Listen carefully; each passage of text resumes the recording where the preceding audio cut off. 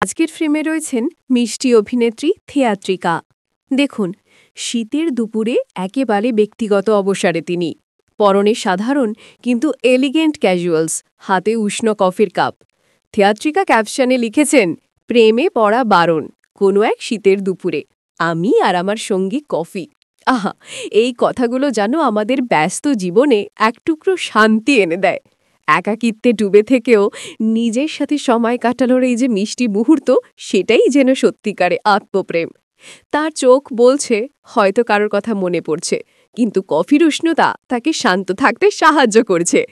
প্রতিটি ছবি যেন নস্টালজিক, শান্ত এবং সুন্দর।